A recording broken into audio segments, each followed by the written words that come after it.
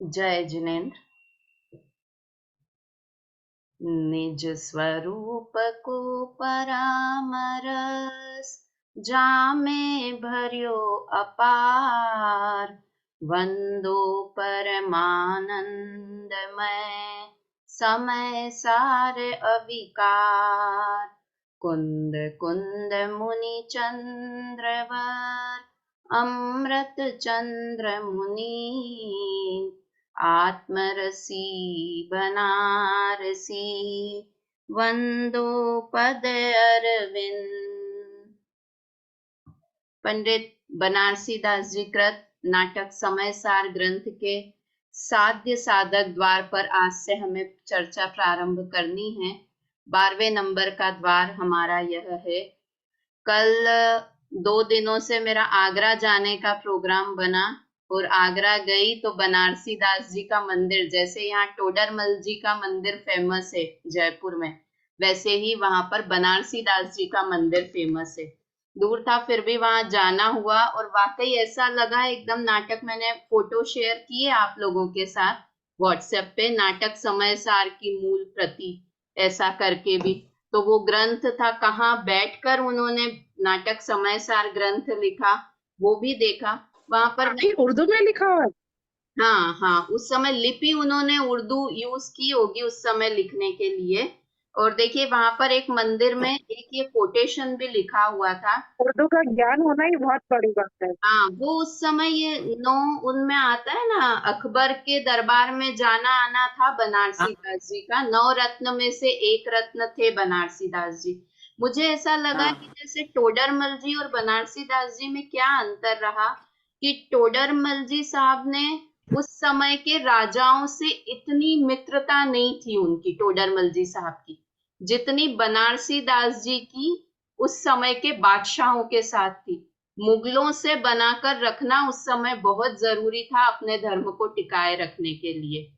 ऐसा लगा वहां ये 2-3 और कोटेशन मंदिर में लिखे हुए थे तो मैंने उसका फोटो खींचा था। मैं बताती हूँ। प्रसिद्ध शहर आगरा में बनारसी दास जी नामक ज्ञानी हुए। वह बनारसी तब बनारसी दास जी ने मन में सोचा कि कविता में रचना करूं तो जिनवाणी का बड़ा प्रचार प्रसार होगा। उस समय हजारों बादशाहों में महाप्रतापी और सुखदायक मुसलमान बादशाह शाहजहां थे। उनके राज्य में आनंद से इस ग्रंथ की रचना की और उस समय उन पर कोई उपद्रव नहीं हुआ। यह सब उनकी कृपा का फल है। मतलब उन लोगों ने कोई उपद्रव नहीं किया, उन बादशाहों ने, ऐसी उन्होंने बना के रखी। विक्रम संवत 1693 अश्विन मास शुक्ल पक्ष 13 तिथि रविवार के दिन यह ग्रंथ इसी मंदिर में पूर्ण हुआ। ऐसा वहां पर लिखा हुआ था। तो बहुत सारी उनकी चौपड़ जिसपे वो खेलते थे बादशाहों के साथ, वो चौपड़ रखी हुई थी, बहुत सारी चीजें रखी हुई थी। तो ऐसा लग रहा था कि अभी बनारसी दास जी से इतना कनेक्शन चल रहा है। तो वो सब देखकर अच्छा लग रहा था, वहां सारी चीजें देखकर। और भी उन्होंने जो भी पार्श पुराण का भी कुछ लिखा था और नाम माला और उनके और भी ग्रंथ के फोटो, मतलब वो प्रतियां वहां रखी हुई थी। नाम माला, अर्ध कथानक, इन 2 के भी थे। पार्श पुराण से भी रिलेटेड था। मतलब बहुत सारा था। मेरे पास थोड़ा टाइम कम, फिर भी देखा मैंने पूरा मंदिर तो बहुत अच्छा लगा। और इसलिए आप लोग के वही पार्शनाथ देखिए, इन्होंने शुरू में बनारसी दास जी ने जो मंगलाचरण करा उसमें पार्शनाथ भगवान की स्तुति की थी। तब मैं समझ नहीं पाई थी कि उन्होंने, आप देखिएगा ग्रंथ के शुरुआत में पंच परमेश्वरी की सम्यक दृष्टि की स्तुति की और सबसे पहले पार्शनाथ भगवान को नमस्कार करके मंगलाचरण किया। तो तब मैं समझ नहीं पाई थी कि उन्होंने, मेरे को ऐसा लगा कि किसी किसी का अटैचमेंट कोई भगवान से अधिक होता है इसलिए, किंतु उस मंदिर की मूल नायक प्रतिमा पार्शनाथ भगवान की है।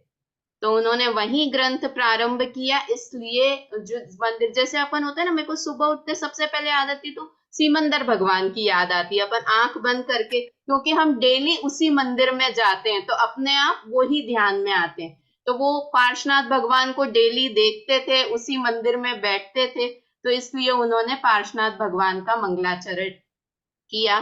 कभी आप लोगों का भी आगरा जाना हो तो जाइएगा, बहुत अच्छा। जैसे यहाँ टोडर मुझे बिल्कुल उसी तरह से उन लोगों ने बना रखा है वहां बनारसी दास जी का भी। अच्छा, किंतु वो मुख्य रूप से आध्यात्मिक कवि थे और अध्यात्म जन जन तक पहुंचे, ये उनकी इच्छा थी। इसीलिए उन्होंने इस नाटक समयसार ग्रंथ की रचना की। आज से हमें साध्य साधक द्वार पढ़ना है, जो 12 नंबर का द्वार है। आगरा में किस जगह है? ताजमहल के पास ही है। ताजमहल हैं? से भी अंदर पैदल जाना पड़ता है। जहाँ ताजमहल की गली लिफ्ट गली में। होती है वहां पर रोक देते हैं, या फिर ई रिक्शा से जाओ, या पैदल, गाड़ियां अलाउड नहीं है उधर अंदर। पर ताजमहल वाले रूट पे, और बहुत फेमस है, मतलब फेमस है, रिक्शे वाले को भी, किसी को भी बोलो बनारसी दास जी के मंदिर जाना है तो ले जाते हैं वो लोग। मेरे को एरिया का नाम ध्यान नहीं है, वो तो गूगल पे डाल लिया तो पहुंच गए वाली बात है, इसलिए एरिया का गली नाम। गली में है, गली गली में अंदर गली जाके है में, मंदिर। हाँ, गली गली के अंदर है वो तो है, पर उस एरिया को क्या कहते हैं वो ध्यान नहीं दिया। अब वो ध्यान हम नहीं तो, है, देख। हाँ, ये साध्य साधक द्वार है। हम वास्तव में तो अमृत चंद्र आचार्य के परिशिष्ट के आधार पर ये द्वार पढ़ रहे हैं। अमृत चंद्र आचार्य देव ने समय सार ग्रंथ के बाद 2 अधिकार लिखे। एक तो जो था शाद्वाद अधिकार, और दूसरा है ये उपाय उपेय अधिकार। इस अधिकार का नाम उन्होंने उपाय उपेय अधिकार लिखा, जो कि बनारसी दास जी ने इसका नाम साध्य साधक द्वार लिखा।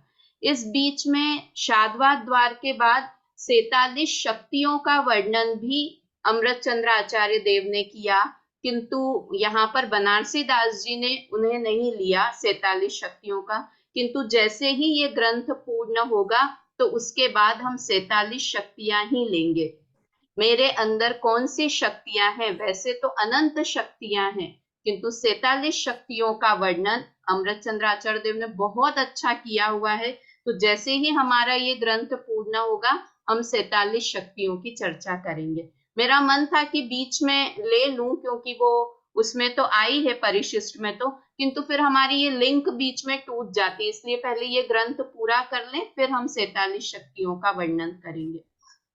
ग्रंथ का द्वार का नाम है साध्य साधक द्वार।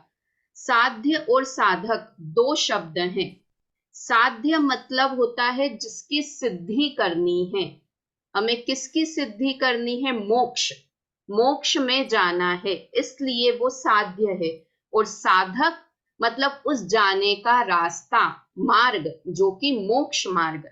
तो हम कह सकते हैं सम्यक दर्शन ज्ञान चारित्र ये साधक है, और साध्य क्या है? मोक्ष। मोक्ष और मोक्ष मार्ग 2 तरह की बातें होती है। तो ये साध्य साधक द्वार, इसमें दोनों बताया है कि साध्य क्या है और साधक क्या है ना। नाम, मूल नाम जो थे, तो साध्य को बोलेंगे उपेय, उपेय उपाय अधिकार, है ना, जो अमृत चंद्र आचार्य देव ने तो उपेय उपाय अधिकार ऐसा नाम दिया, है ना। उन्होंने मूल नाम तो और भी अलग दिया था, उपाय उपेय अधिकार भी टीकाकार ने आगे नाम कर दिया इसका। तो उपेय मतलब होता है जिसकी सिद्धि करनी हो, वो ही साध्य। और उपाय अपन करते हैं ना हर चीज का, इस चीज का उपाय क्या है? उपाय तो वो ही साधक, वो ही साधन। और साध्य मतलब जिसकी सिद्धि करनी है या जिसे प्राप्त कर लिया, वो उपेय, है ना। 3 अर्थ हो गए, वापस से एक बार बोलती हूँ। साध्य का अर्थ होता है मोक्ष या उपेय, है ना। साध्य मतलब मोक्ष या उपेय। और दूसरा है साधक, साधक मतलब मोक्ष मार्ग या उपाय। ठीक है बेला भाभी, है ना। साध्य साधक, साध्य का मतलब हुआ मोक्ष, जिसकी सिद्धि करनी है वो मोक्ष, और साधक हुआ उसका साधन अर्थात मोक्ष मार्ग। दूसरा अर्थ है उपेय उपाय, तो साध्य मतलब उपेय और उपाय मतलब उपाय, उस साध्य के लिए उपाय करना, तो वो उपाय। ठीक है, बताएं आरती जी, साध्य मतलब क्या? क्योंकि ये शब्द सुने हुए नहीं है। देखो उसमें भी आते, में साध्य साधक में अबाधक, ये लाइन उसमें भी आती है, 6 डाला की 6ठी ढाल में भी आती है। इस तरह का साध्य साधक का भेद नहीं रहता है, तो उसी की चर्चा यहाँ पर आगे करने वाले हैं। आरती जी बताएं साध्य मतलब क्या? साध्य मतलब जिसकी सिद्धि करनी है उसको उपेय भी बोलते हैं, जैसे मोक्ष की हमको सिद्धि करनी है। हाँ, वेरी। और साधक मतलब उपाय, जो उस मोक्ष की सिद्धि में जो उपाय आए, हाँ, मतलब उसको जो उपाय भी मोक्ष बोलते हैं। मार्ग, मोक्ष मार्ग और उपाय, वो दोनों हुए साधक। अब यहाँ पर जो मूल बात है, चूंकि हम आध्यात्मिक ग्रंथ पढ़ रहे हैं, तो हम क्या करते हैं कि साध्य हमारा कुछ भी हो और हम साधन अन्य द्रव्य को बनाते हैं। तो यहाँ पर कहा कि साध्य और साधक दोनों एक द्रव्य पर ही घटित होते हैं, है ना। बहुत, क्योंकि ये समय सार की शैली बहुत सारी चीजें नहीं, हम क्या करते हैं, हमें जाना तो मोक्ष में है, सिद्धि तो आत्मा की करनी है, किंतु उसका साधन बाह्य पदार्थ बनाते हैं। जिनवाणी साधन बनाएंगे, भगवान को साधन बनाएंगे, व्रत उपवास को साधन बनाएंगे। तो क्या कह रहे हैं, वो साधन नहीं है, वो साधक नहीं है। साधक भी आत्मा है और सिद्धि भी किसकी करनी है, आत्मा की ही करनी है। तो वास्तव में साध्य साधक दोनों एक आत्मा ही हैं। आगे के मैं थोड़ा सा एक इस द्वार में क्या आने वाला है उसकी बात बता रही हूँ, है ना। दूसरी बात, ये साध्य भाव और साधक भाव ये दोनों पर्याय रूप भाव हैं। क्या कहा, साध्य भाव और साधक भाव ये दोनों पर्याय रूप भाव हैं। किसकी पर्याय हैं, आत्मा की ही पर्याय हैं। सम्यक दर्शन, ज्ञान, चारित्र ये भी आत्मा की पर्याय है, और अरहंत सिद्ध दशा का होना ये भी आत्मा की पर्याय है ना। यहाँ पर हम पर्याय की बात करने वाले हैं इस द्वार में। साध्य साधक द्वार में किसकी बात होनी है सुनीता आंटी, पर्याय की बात होनी है, क्योंकि साध्य भी पर्याय रूप है और उसका साधक भी पर्याय रूप है। सिद्ध दशा भी पर्याय रूप दशा है। किसके आश्रय से सिद्ध दशा होती है, कि आत्मा के आश्रय से सिद्ध दशा होती है ना। पर यहाँ पर लिखा क्यों कि हम बाहर के साधनों की अपेक्षा छोड़ दें, इसलिए इस द्वार की इस चीज को ध्यान में रखकर अमृतचंद्र आचार्य देव ने इसकी रचना की, कि हम साधन आत्म सिद्धि के, हम रोज बात करते हैं सम्यक दर्शन करना है, सम्यक दर्शन करना है, या मोक्ष जाना है, तो हम उसका साधन किसको बनाए, साधक किसको बनाए, कि बाह्य पर पदार्थ नहीं, आत्मा ही साधक है और आत्मा ही साध्य है। भाभी थोड़ी थोड़ी आवाज कट रही है, सबको ही समस्या है क्या पता नहीं। सबको नहीं, क्लियर आ रही है आवाज तो। क्लियर आ रही है? मैं तो क्लियर आ रही है। हाँ, तो फिर शायद बेला भाभी आपके यहाँ कनेक्शन, क्योंकि मैं भी गेट खुला रख के ही कर रही हूँ, तो एक बार शायद आपके यहाँ ही प्रॉब्लम होगी। चलिए अब शुरू करते हैं अपन ये द्वार। बोलते हैं पहले नंबर का छंद। शादे वादे अधिकार यह कहो अलप विस्तार, अमृत चंद मुनिवर कहे साधक साध्य दुआर। ये शादवाद अधिकार यहाँ पर कुछ अल्प विस्तार को लिए हुए कहा। अब अमृत चंद्र आचार्य देव साधक साध्य द्वार की चर्चा करते हैं। यहाँ पे कुंद कुंद आचार्य देव को स्मरण नहीं किया, क्योंकि उन्होंने ये द्वार लिखा ही नहीं है, तो इस तरह से ये बात कही। आगे दूसरा नंबर का छंद।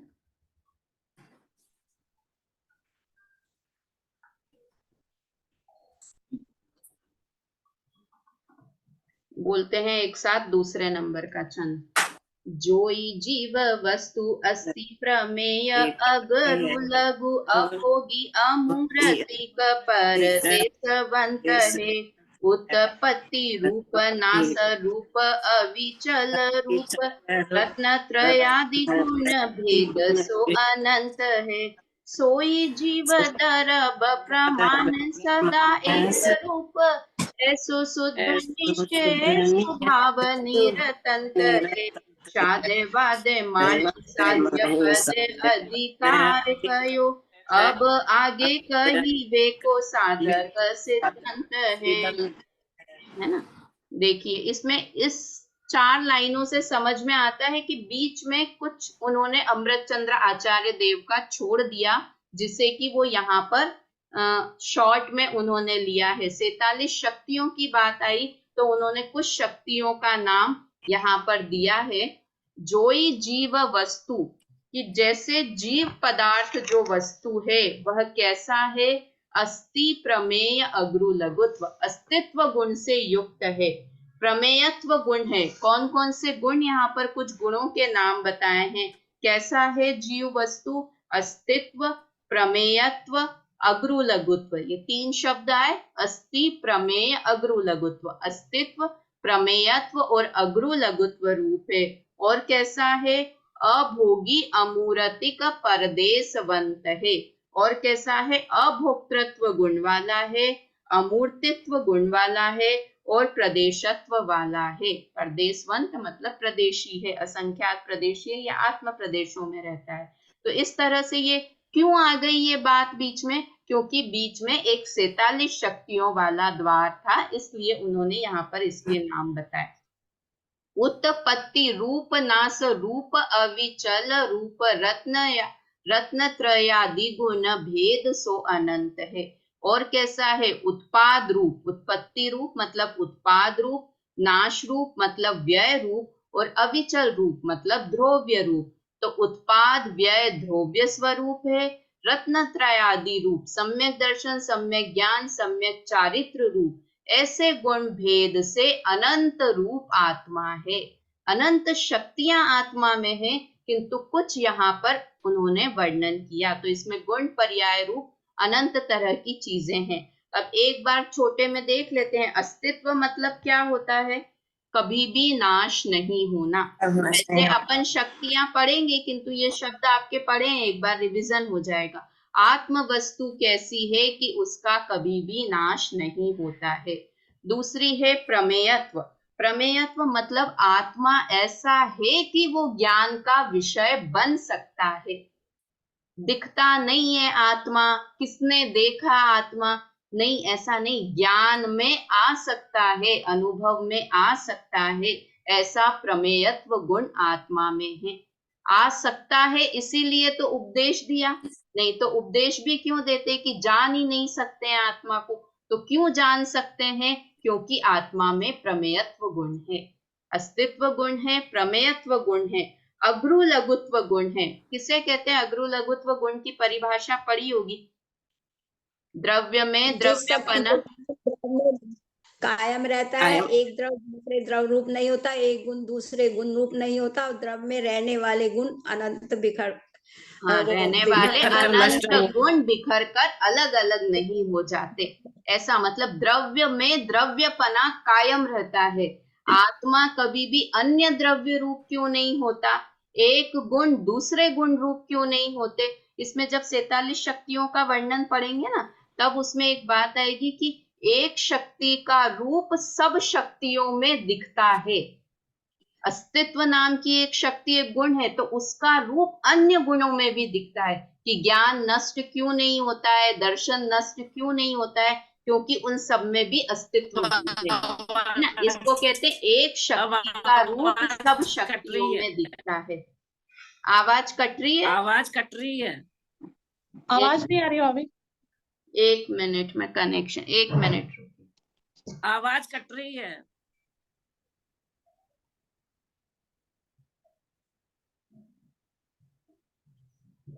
अब शायद फर्क पड़े, देखिएगा।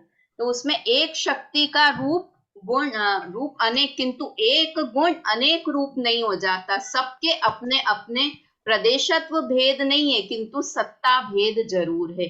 ऐसी बात जब हम शक्तियों का वर्णन पढ़ेंगे तो अग्रु लघुत्व गुण वाला है।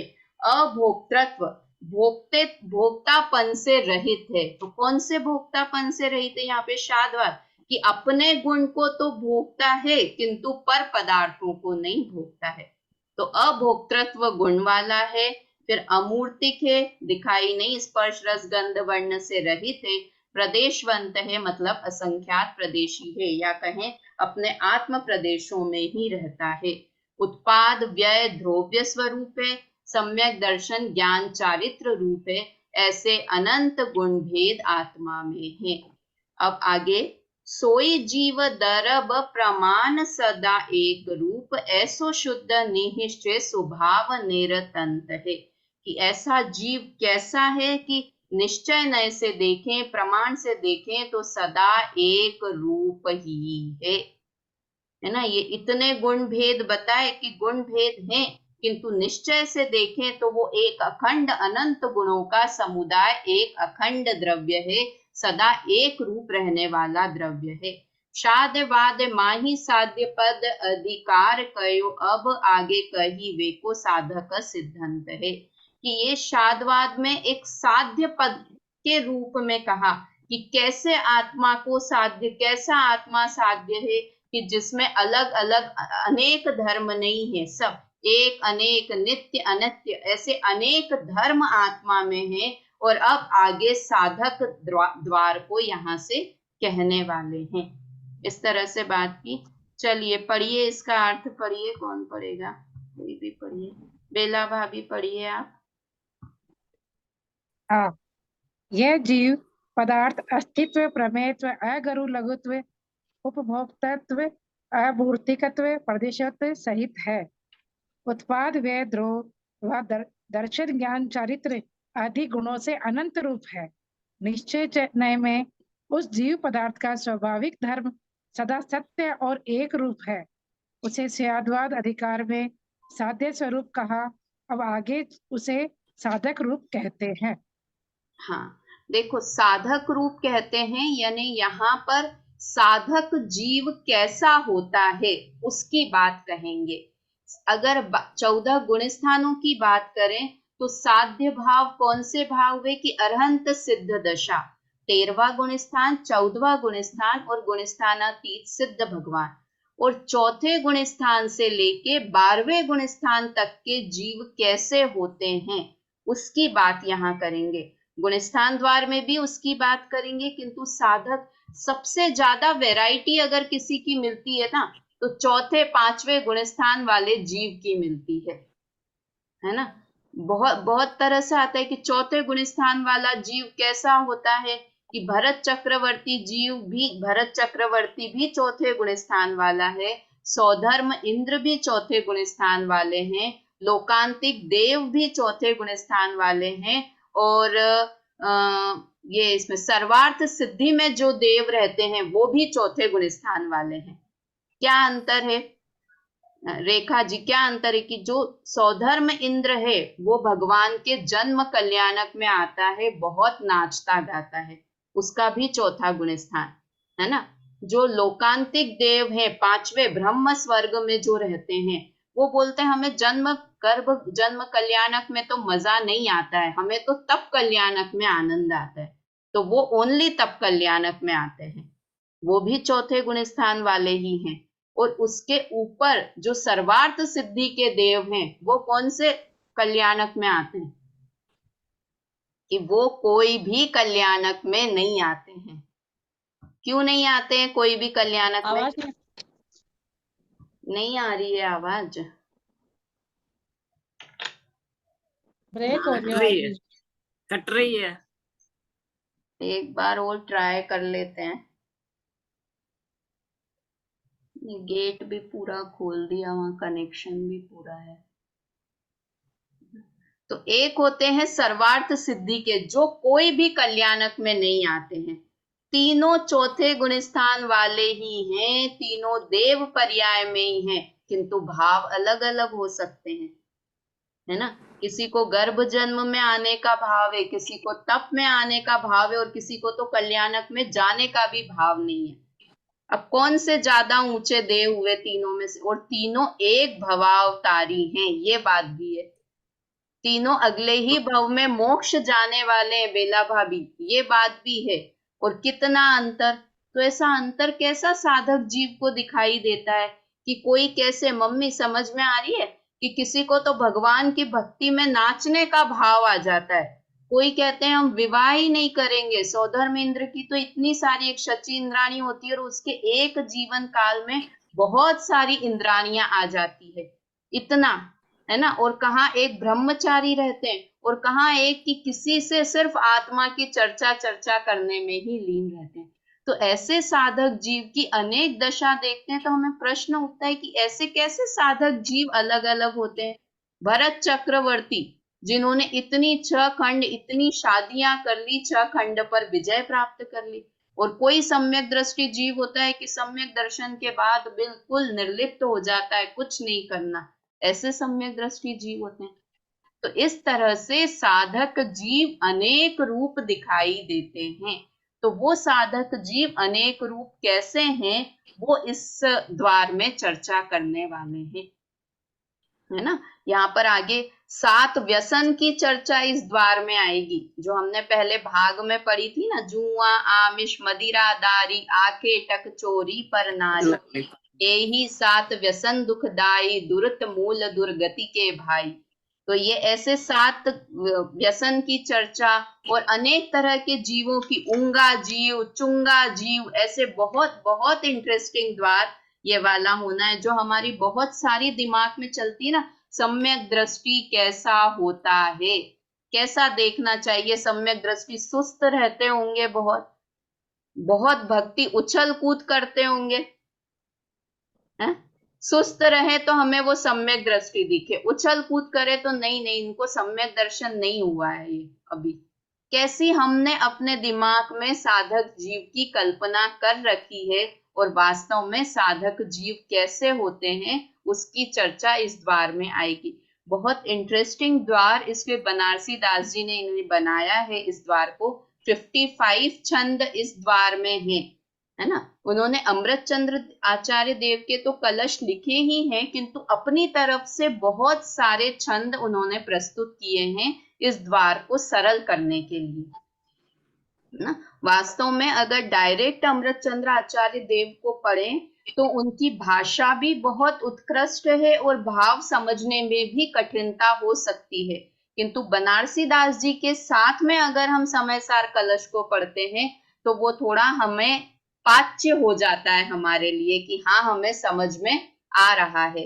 तो इस तरह से इस द्वार में चर्चा बनारसी दास जी करेंगे। देखिए, पढ़ते हैं 3 नंबर का छंद, जीव की साध्य साधक अवस्थाओं का वर्णन। साध्य शुद्ध केवल दशा अथवा सिद्ध महन, साधक अविरत आदि बोध, छीन मोह परजन। देखो, जो वही बात इसमें आई, क्या, साध्य शुद्ध केवल दशा अथवा सिद्ध महंत। साध्य साधक को और कैसे, अपन ने अभी अर्थ पढ़े थे मोक्ष मार्ग और मोक्ष, तो एक और अर्थ क्या कर सकते हैं कि अरहंत सिद्ध भगवान है, वो साध्य दशा है। और साधक कौन सी है, साधक अविरत आदि बुद्ध, छीन मोह परजन, कि अविरत ज्ञानी, अविरत सम्यक दृष्टि साधक, वहां से लेके पर्यंत मतलब कौन से, 12वें गुण स्थान, क्षीण मोह तक के गुण स्थान, वो साधक दशा है ना। अरहंत और सिद्ध दशा ये साध्य दशा है, और चौथे गुण स्थान से लेकर क्षीण मोह पर्यंत तक के गुण स्थान वो साधक दशा है ना। और साध्य साधक द्वार की और बात करें कि साध्य साधक दशा क्या है, तो दर्शन, ज्ञान और चारित्र गुण का निर्मल परिणमन। ये गुरुदेव ने जो लिखा है साध्य साधक द्वार में कि सम्यक दर्शन, सम्यक ज्ञान और सम्यक चारित्र, मतलब ज्ञान, दर्शन और चारित्र गुण का निर्मल परिणमन, ये साधक भाव है। इसका निर्मल परिणमन होना, निश्चय सम्यक दर्शन, ज्ञान, चारित्र होना, ये साधक दशा है। और ज्ञान और चारित्र, दर्शन, ज्ञान, चारित्र की पूर्णता हो जाना, वो साध्य दशा है। गुरुदेव की अपनी एक शैली चलती है। वापस बोलूं, क्या बोला गुरुदेव ने कि सम्यक दर्शन, सम्यक ज्ञान, सम्यक चारित्र होना, ये साधक दशा है। और इन सम्यक दर्शन, ज्ञान, चारित्र की पूर्णता हो जाना, वो साध्य दशा है। इसको और थोड़ा इस चीज को समझते हैं कि जैसे सम्यक दर्शन हुआ रेखा जी, तब क्या होता है कि सम्यक दर्शन हुआ, साथ में ही सम्यक ज्ञान हो जाता है और चारित्र का अंश हो जाता है ना। मतलब सम्यक चारित्र की शुरुआत हो जाती है सम्यक दर्शन होने पर। तो इसको कहेंगे कि ये दोनों तीनों शुद्ध हो गए, इन तीनों का निर्मल परिणमन होना ये साधक दशा है ना। सम्यक दर्शन हुआ, साथ में सम्यक ज्ञान हुआ, और सम्यक चारित्र में कितनी निर्मलता आती है कि अनंतानुबंधी चोकड़ी कषाय के अभाव रूप या क्षय या क्षयोक्षम रूप शुद्धता आती है। अब जब पूर्णता हुई तब क्या होता है बेला भाभी? जब पूर्णता होती है तब क्या होता है कि सम्यक ज्ञान तो हो गया था किंतु छायिक ज्ञान नहीं हुआ था। वापस से एक बार बोलूं कि सम्यक दर्शन हुआ चौथे गुण स्थान में, तो चौथे गुण स्थान में सम्यक दर्शन होगा तो वो छायोक्षमिक सम्यक दर्शन होगा या छायिक सम्यक दर्शन होगा? दो में से कोई भी होगा। औक्षमिक सम्यक दर्शन को अभी नहीं लेते, तो छायिक या छायोक्षमिक सम्यक दर्शन हुआ। तो वो साधक दशा में है तो छायोक्षमिक सम्यक दर्शन है, और छायिक सम्यक दर्शन भी छायिक दशा में है ना। अब साधक दशा में सम्यक ज्ञान है ना, किंतु छायिक ज्ञान नहीं है। तो छायिक ज्ञान कहां पर होगा? छायिक ज्ञान, कौन से ज्ञान को छायिक ज्ञान बोलते हैं? केवल ज्ञान को, है ना। केवल ज्ञान हुआ तो छायिक ज्ञान हुआ। तो ये जो छायिक ज्ञान हुआ ये साध्य दशा है। सम्यक ज्ञान है ये साधक दशा है, और छायिक ज्ञान का हो जाना ये साध्य दशा है। ऐसे ही लेकिन चौथे गुण स्थान में भी छायिक सम्यक दर्शन हुआ ना। हाँ, दर्शन की नहीं, अब मैं सम्यक ज्ञान की बात कर रही हूँ। दर्शन की बात की ना कि छायिक सम्यक हुआ तो वो पूर्णता हो गई। छायिक सम्यक्त्व जैसा है चौथे गुण स्थान में, वैसा का वैसा ही अरहंत भगवान और सिद्ध भगवान को भी है छायिक सम्यक्त्व। किंतु यहाँ साध्य भाव में जब चर्चा करते हैं ना सुशीला आंटी, तो तीनों भावों की पूर्णता होना उसका नाम साध्य दशा है। एक भाव की पूर्णता नहीं हो सकता है। सम्यक दर्शन छायिक सम्यक दर्शन हो गया है तो एक भाव तो पूर्ण हो गया है, किंतु ये ज्ञान दर्शन चारित्र तीनों गुणों में पूर्णता हो जाना इसका नाम साध्य दशा है। समझ में आया है ना सुशीला आंटी, सुनीता आंटी, कि तीनों की पूर्णता, इनकी शुरुआत हो गई, निर्मल परिणमन होने लगना ये साधक दशा है, और इन तीनों की पूर्णता हो जाना ज्ञान में हमको समझ में आता है। ऐसे ही चारित्र में कि सम्यक चारित्र की शुरुआत तो वहां पर हो गई चौथे गुण स्थान में, किंतु पूर्णता कहाँ जाकर हुई कि साध्य दशा में, अरहंत दशा में जाकर पूर्णता हुई। इसलिए हम इसको गुरुदेव के सेंटेंस को बोले तो वापस क्या बोल सकते हैं कि दर्शन ज्ञान चारित्र की निर्मल परिणमन का होना ये साधक दशा है, और दर्शन ज्ञान चारित्र की पूर्णता हो जाना ये साध्य दशा है। समझ में आया ना? देखो अपन भजन में बोलते हैं ना, हमें तो पूर्ण दशा ही चाहिए, सारी अनंत काल तक लइए, है ना। हमें पूर्ण दशा चाहिए। ये साधक दशा होना ये भी हमारा एंडिंग स्थान नहीं है। यहाँ भी आके हमारी साधना पूर्ण नहीं हो जाती। पूर्ण कब होगी कि जब ये तीनों गुण पूर्णता को प्राप्त हो जाएंगे। बाकी गुण क्या कि बाकी गुण अपने आप हो जाएंगे, हमें तो इन तीन गुणों पर दृष्टि करनी है ना। देखो गुरुदेव भी ऐसे जब बात करते हैं कि इतने सारे गुण, अनंत गुणों में उन्होंने कुछ लिस्ट भी बताई कि कितने सारे गुण तो ऐसे हैं कि जिन्हें हमें शुद्ध करने की जरूरत नहीं है, वो शुद्ध ही हैं। जब 47 शक्तियों की बात करेंगे ना तब करेंगे।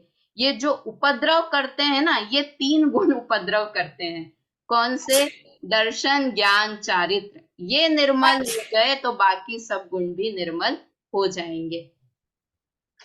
पढ़िए रेखा जी, इसका अर्थ पढ़िए तीसरे नंबर के छंद का।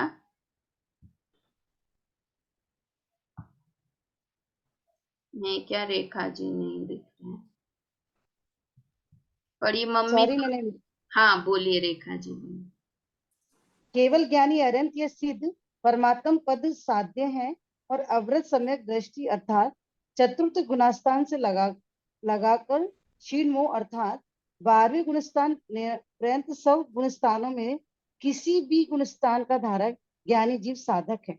हाँ, ज्ञानी ज्ञानी जीव है, वो साधक जीव है, और अरहंत और सिद्ध परमात्मा ये साध्य जीव हैं। ठीक है, तो इस तरह से अब ये कौन कौन से चौथे गुणस्थान से लेकर 12वें गुणस्थान तक के नाम अभी अपन बोल भी सकते हैं, नहीं तो आगे हम इन गुणस्थानों की बात पढ़ेंगे ही। बोलिए सुनीता आंटी, आप एक बार बोल दीजिए। 3 गुणस्थानों की बात तो हमने यहाँ नहीं की, क्योंकि वो तो साधक साध्य दोनों ही दशा में फिट नहीं होते हैं। पहले गुणस्थान वर्ती मिथ्यात्व वाला जीव, सासाधन गुणस्थान वाला जीव और मिश्र गुणस्थान, है ना। तो चौथे गुणस्थान से लेकर आगे वाले जीव ही हमारे इस द्वार में फिट होते हैं। कहाँ से? चौथे गुणस्थान से लेकर गुणस्थानातीत वाले जीव, तो उन्हीं जीवों की चर्चा हम यहाँ से करेंगे। एक बार नाम देख लेते हैं कौन कौन से हैं, क्योंकि आगे थोड़े से उनके नामों की चर्चा भी आएगी। बोलिए सुनीता। मिथ्यात् गुणस्थान, सासंग गुणस्थान, सम्यक मिथ्यात् और सम्यक वो अविरत अविरत, विरत, देश विरत, प्रमत विरत, अप्रमत विरत और अपूर्व कारण, अनिवृत्ति कारण और सूक्ष्म सांप्राय। हाँ, और फिर है उपशांत मोह, क्षीण मोह, सहयोग केवली और अयोग केवली। वेरी गुड, है ना। तो ये वाले सारे जो, तो हमको 3 गुणस्थान वाले जीवों की चर्चा हम नहीं करेंगे। क्यों नहीं करेंगे? क्योंकि हम पहले गुणस्थान वाले तो हैं ही, अपने बारे में तो सब पता ही है हमें, और वो साध्य साधक द्वार में फिट भी नहीं होते, इसलिए आगे के जीवों की चर्चा हम यहाँ से करेंगे। समझिए, ये साध्य साधक द्वार और गुणस्थान द्वार दोनों पैरेलल ही हमारे एक साथ चलते रहेंगे, तो बहुत सारी चीजें गुणस्थान द्वार वाली भी हमें यहाँ पर समझ में आएगी। आगे का छंद अब शुरू नहीं करते हैं। साधक अवस्था का स्वरूप, कैसे होते हैं साधक जीव, चौथे गुणस्थान से लेकर 12वें गुणस्थान तक के जीव कैसे होते हैं, एक ही छंद में सबकी चर्चा कर ली। बहुत अच्छा छंद है ये वाला, जिसमें चौथे गुणस्थान से शुरू करेंगे और 12वें गुणस्थान तक के जीवों की बात यहाँ पर कर लेंगे। तो ये चर्चा आप 2 ही मिनट बचे, अपन प्रारंभ नहीं करते हैं। चौथे नंबर के छंद से हम कल चर्चा प्रारंभ करेंगे। अभी जिनवाणी स्तुति करते हैं। भाव मरण से त्रस्त प्रतीक्षण, मेरे घट में अमृत घोलो, मैं विवेक बिन अंध शारदे, नए अंजन से लोचन खोलो। जय जिनेन्द्र। जय जिनेन्द्र। जय नमोकार मंत्र सब लोग बोल रहे हैं।